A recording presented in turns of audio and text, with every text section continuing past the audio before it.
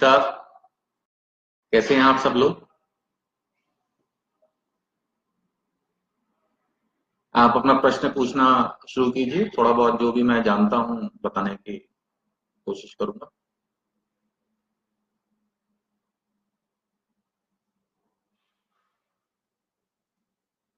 अशोक जी पूछ रहे हैं चक्रों के बारे में बताइए। हमारे शरीर में 7 एनर्जी पॉइंट हैं, पावर पॉइंट हैं। हमारे शरीर में 7 स्थानों पर एनर्जी संग्रहित होती है और उन 7 पावर हाउस को 7 जगह को ही हम चक्र कहा जाता है। और ये जो एनर्जी होती है इसको ऊपर की तरफ ऊर्ध्वगामी करने का प्रयास किया जाता है योग द्वारा, मेडिटेशन द्वारा। योग प्राकृतिक चिकित्सा द्वारा शरीर को मजबूत किया जाता है, शुद्ध किया जाता है, अंदर से शुद्ध किया जाता है। और शरीर मन आत्मा के सामंजस्य द्वारा ये जो सातों चक्र हैं, सातों एनर्जी पॉइंट्स हैं, इनको जागृत किया जाता है, इनको ऊपर की तरफ ऊर्ध्वगामी किया जाता है। ये सातों चक्र हैं मणिपुर, विशुद्धि, आज्ञा और सहस्त्रार चक्र।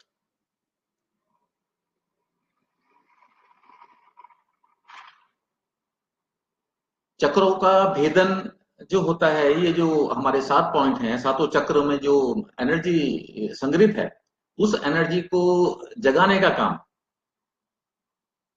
ध्यान द्वारा किया जाता है। उसी को हम कुंडलिनी जागरण भी कहते हैं। 7 चक्र मैंने आपको बताए। रोशन जी पूछ रहे हैं अनहद चक्र। अनहद चक्र कहाँ स्थित होता है? अनहद चक्र अभी मैंने आपको बताया था, मूलाधार, स्वादिष्ठान, मणिपूरक, अनहद। अनहद चक्र 14 चक्र है। ये हृदय में यहाँ पर जो है स्थित होता है, हृदय में। मूलाधार होता है आपका एंड ऑफ द स्पाइन। स्वादिष्ठान होता है आपका ऊपर से 4 इंच ऊपर। मणिपूरक होता है नाभि में। अनहद होता है हृदय के पास। विशुद्धि होता है गले में। आज्ञा चक्र होता है दोनों आईब्रोज के बीच में, यहाँ जहां तिलक लगाया जाता है। और सहस्त्रार चक्र होता है अ, सर सर पर तालु जिसको कहा जाता है, सेंटर पार्ट ऑफ। ये 7 चक्र इस तरह से।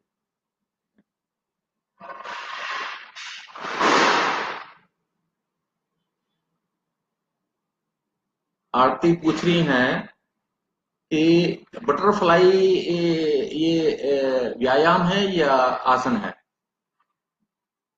बटरफ्लाई ये बैठकर किया जाता है, पद्मासन लगा के किया जाता है। और दोनों हाथ घुटनों पर भी रखे जाते हैं और बिना घुटने पर रखे जाके घुटनों को ऊपर नीचे इस तरह से किया जाता है। पद्मासन पर बैठकर दोनों घुटनों को जब इस तरह से ऊपर नीचे किया जाता है तो उसको बटरफ्लाई किया जाता है। और बटरफ्लाई एक व्यायाम है, एक्सरसाइज है।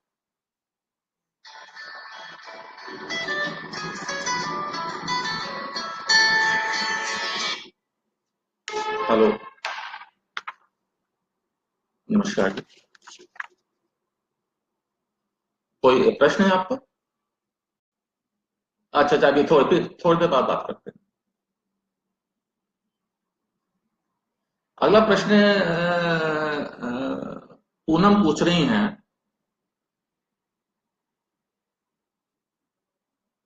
कि मेडिटेशन किस पोज में, पोस्चर में करना चाहिए? मेडिटेशन जब भी किया जाता है, ध्यान जब भी किया जाता है, तो यही ज्यादातर सजेस्ट किया जाता है कि कोई भी पोज जिसमें आप आसानी से बैठ सकें, 10 15 20 मिनट उसमें बैठें। उसमें सुखासन पर आप बैठ सकते हैं, पद्मासन पर बैठ सकते हैं, और वज्रासन पर भी बैठ सकते हैं। ये 3 आसन मेडिटेशन में प्रयोग किए जाते हैं: सुखासन, पद्मासन, वज्रासन। आसन पर आप कंफर्टेबली 15 20 मिनट बैठ सकते हैं, तो उस आसन में आप बैठ सकते हैं। सुखासन, पद्मासन या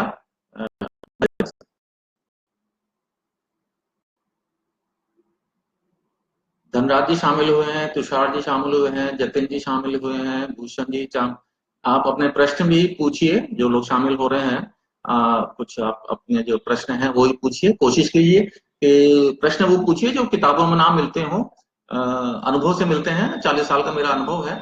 कोशिश कीजिए कि ऐसे प्रश्न पूछें जो आपको किताबों में नहीं मिलते हैं।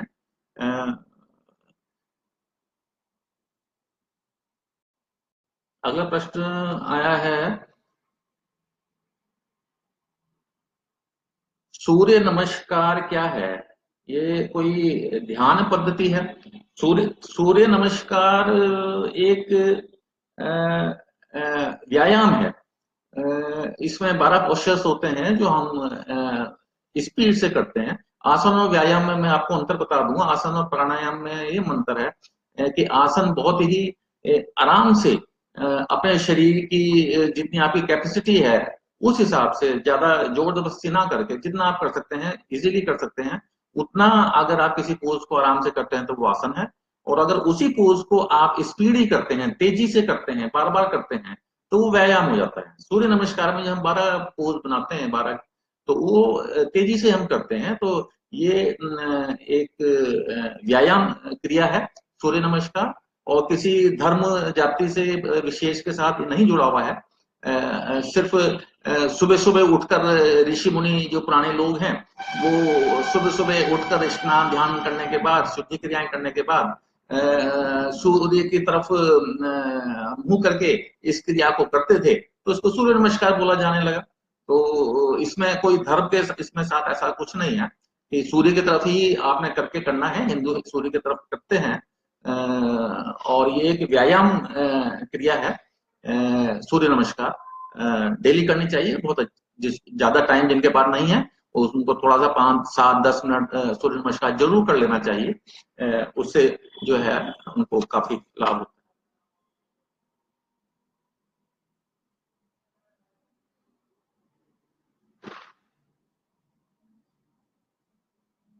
है। रूपल पूछ रही है, भोजन के बाद कौन सा व्यायाम करने चाहिए या आसन करना चाहिए?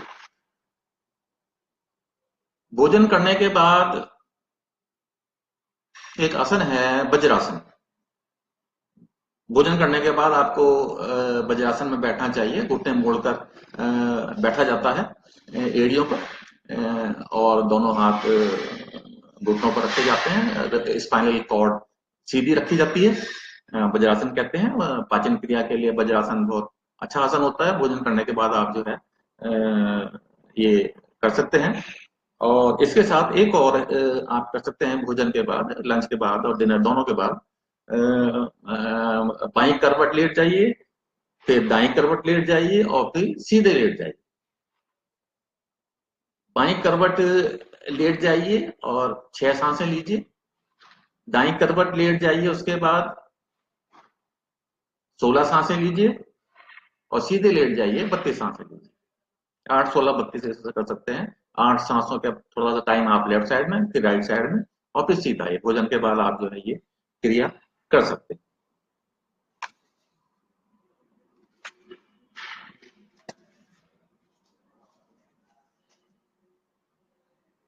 अगला सवाल आ रहा है, पूछ रहे हैं,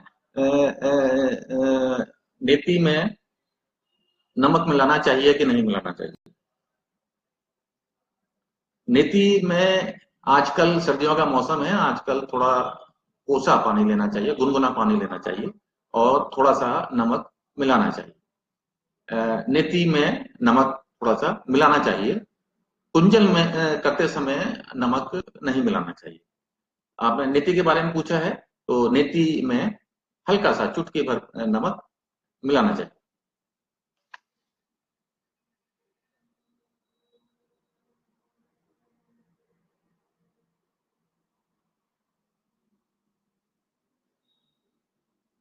पाचन क्रिया के बारे में पूछ रहे हैं। पाचन क्रिया महत्वपूर्ण क्रिया है।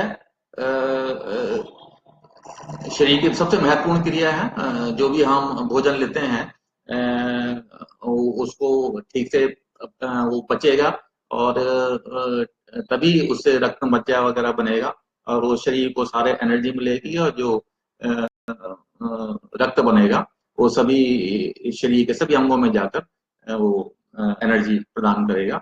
उसमें ये है, कोई भी हम भोजन लेते हैं तो मुख से लेते हैं और मुंह में जो स्वाद ग्रंथियां होती हैं उससे एल्कलाइंस उसमें भोजन में मिलता है।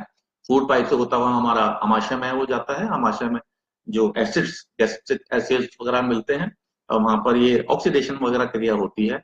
वो सारा वो जो भोजन है वो एक तरह से मिलता है और एक तरह से उसको पेस्ट के रूप में जो है वो वहां पर बनता है। उसके बाद वो छोटी आंत में जाता है, छोटी आंत में चूषक जो लगे होते हैं, छोटी आंत में से उसमें से पोषक तत्व जो है वो चूसे जाते हैं और उसके बाद जो कुछ बचता है वो बड़ी आंत में चला जाता है और बड़ी आंत में जो पोषक तत्व छोटी आंत से नहीं चूसे जाते हैं, पूरे कुछ रह जाते हैं, तो उसमें से बड़ी आंत में वो पोषक तत्व चूसे जाते हैं और उसके बाद जिसे कहते हैं वेस्ट मटेरियल जो है वो सारा रेक्टम में भेज दिया जाता है और रेक्टम से एनएस के द्वारा बाहर निकल जाता है। इस दौरान हमारा लिवर का काम होता है, हमारा पैंक्रियास का काम होता है, जूस वगैरह बनते हैं, रक्त वगैरह बनता है, तो पाचन क्रिया हमारी जो है बहुत महत्वपूर्ण क्रिया है शरीर के लिए। भोजन पचेगा तभी वो शरीर में जाएगा और शरीर में एनर्जी का निर्माण होगा।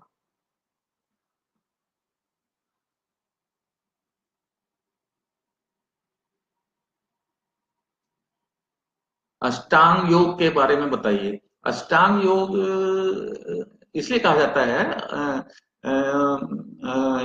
ऋषि मुनियों के अनुसार योग के 8 अंग हैं। अष्टांग योग मीन्स योग के 8 अंग हैं।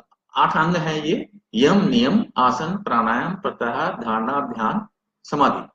योग समाधि तक की यात्रा है और ये 8 अंग में पूरी जीवन शैली आ जाती है। मनुष्य का शरीर, मन, आत्मा आ जाता है, आहार विहार विचार आ जाता है, जीवन की प्रत्येक पहलू जो है अष्टांग योग में आ जाता है। यम, नियम, आसन, प्राणायाम, प्रत्याहार, धारणा, ध्यान, समाधि।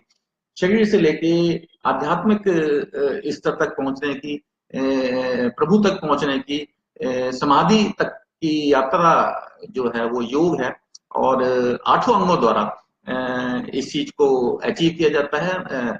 और कोई भी क्षेत्र, चाहे वो शरीर का है, चाहे समाज का है, चाहे वो आत्मिक स्तर का है, चाहे शारीरिक स्तर का है, चाहे वो मानसिक स्तर का है, चाहे वो आध्यात्मिक स्तर का है, जिस भी स्तर का जो भी है वो सभी योग के 8 अंग में समाहित है, 8 अंग में वो सम्मिलित है। और ये 8 अंग यम, नियम, आसन, प्राणायाम, प्रत्याहार, धारणा, ध्यान, समाधि, समाधि तक की जो यात्रा होती है मनुष्य की, उसमें ये 8 अंग सम्मिलित होते हैं और इसमें शरीर से संबंधित सारी चीजें आ जाती हैं, मन से संबंधित सारी चीजें आ जाती हैं, अध्यात्म में सारी चीजें आ जाती हैं। बहुत बड़ा विषय है। 8 अंगों का अलग अलग विस्तार से व्याख्या की गई है। यम, नियम, आसन, प्राणायाम, प्रत्याहार, धारणा, ध्यान, समाधि की पुस्तकों में सब मिल जाता है। किसी योग के अच्छे गुरु के सानिध्य में बैठिए, ये 8 अंग बहुत ही महत्वपूर्ण अंग है, इनका अध्ययन कीजिए और इनके बारे में मालूम कीजिए। बहुत अच्छा प्रश्न था ये। और योग जो है 8 अंग जो हैं और सभी अंग जो हैं बहुत ही महत्वपूर्ण है और जीवन के प्रत्येक क्षेत्र को ये वो करते हैं, कवर करते हैं।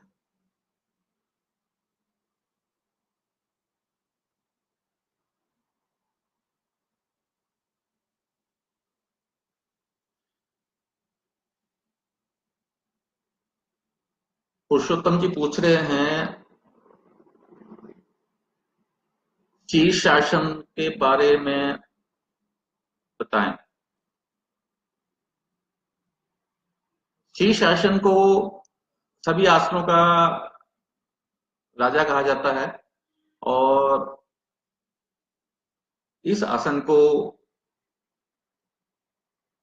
बहुत सावधानी पूर्वक करना चाहिए, बहुत सावधानी से सीख कर ही करना चाहिए, किसी विशेष गुरु और योगी के देखरेख में करना चाहिए। देख के, सुन के या पढ़ के नहीं करना चाहिए, क्योंकि शीर्षासन ही एक ऐसा आसन है जो बहुत महत्वपूर्ण आसन है, लेकिन अगर आप इसको ठीक से नहीं करेंगे तो ये नुकसान भी दे सकता है। प्लीज मेरी इस बात को नोट करें कि सूर्य नमस्कार सॉरी, शीर्षासन ही एक ऐसा आसन, एकमात्र आसन है जो अगर ठीक से जिसका अभ्यास ना किया जाए तो वो नुकसान भी दे सकता है। और कोई भी आसन आप करें, वो चाहे आप ठीक से करें ना करें, कम करें ज्यादा करें, ठीक से पूरा परफॉर्म ना कर पाए, तो लाभ कम ज्यादा हो सकता है। लेकिन सिर्फ शीर्षासन करते समय बहुत सावधानी रखनी होती है। शीर्षासन अगर आप ठीक से नहीं करेंगे तो ये आसन नुकसान भी दे सकता है। इसलिए इस आसन को बहुत ही विशेषज्ञ द्वारा और जब आप अभ्यस्त हो जाएं, विशेषज्ञ हो जाएं, तभी इस आसन को सीखें, करें और अभ्यास करें। और इसमें एक विशेष ध्यान रखें कि सेंट्रल पार्ट ऑफ हेड, ये जो सिर का मध्य भाग होता है, जिसको तालु बोला जाता है, वो शीर्षासन करते समय जमीन को टच नहीं होना चाहिए। इस बात का ध्यान रखें कि तालु सेंटर पार्ट ऑफ हेड है, वो शीर्षासन करते समय जमीन पर नहीं होना चाहिए। सेंट्रल पार्ट और माथे के बीच का ये जो पोर्शन होता है आगे का, माथे का और तालू के बीच का जो स्थान है, वो शीर्षासन करते समय जमीन पर होना चाहिए। सेंटर ऑफ पार्ट पर जोर नहीं होना चाहिए। सेंटर पार्ट ऑफ हेड शीर्षासन के वक्त जमीन पर को टच नहीं कर रहा होना चाहिए। सेंटर पार्ट ऑफ हेड और माथे के बीच का स्थान ही शीर्षासन में आपने जमीन पर लगाना है। इस बात का विशेष ध्यान रखें, कृपया इसको नोट कर लें।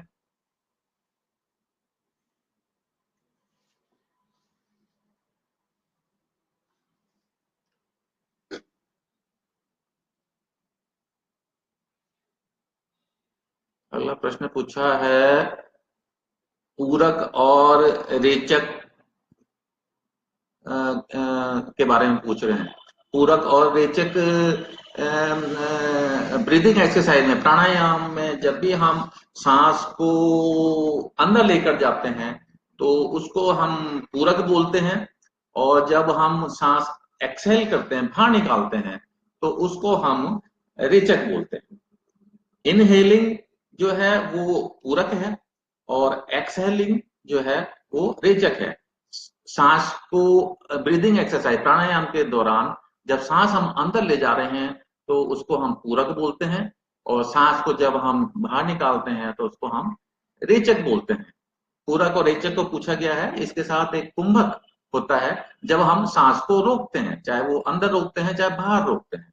तो इस तरह से सांस लेने को पूरक बोला जाता है, सांस निकालने को रेचक बोला जाता है, और सांस को रोकने को कुंभक कहा जाता है। प्राणायाम के दौरान ये हम तीन काम करते हैं, सांस निकालना, लेना और रोकना।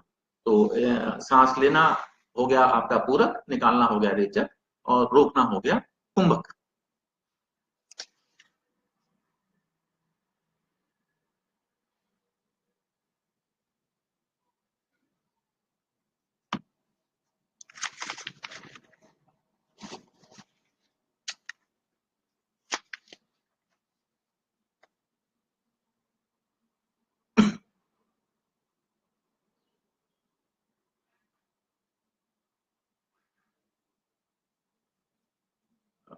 पूछ रहे हैं ये सर्प आसन और भुजंग आसन अलग अलग है या एक?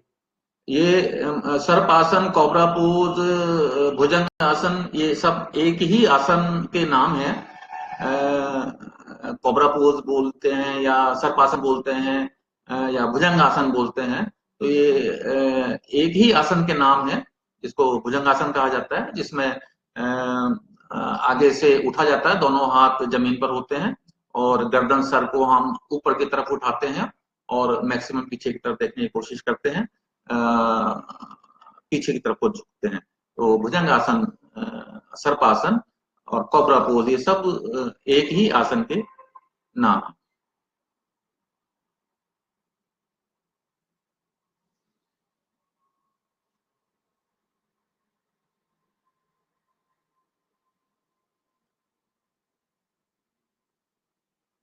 ठीक है मित्रों, धन्यवाद।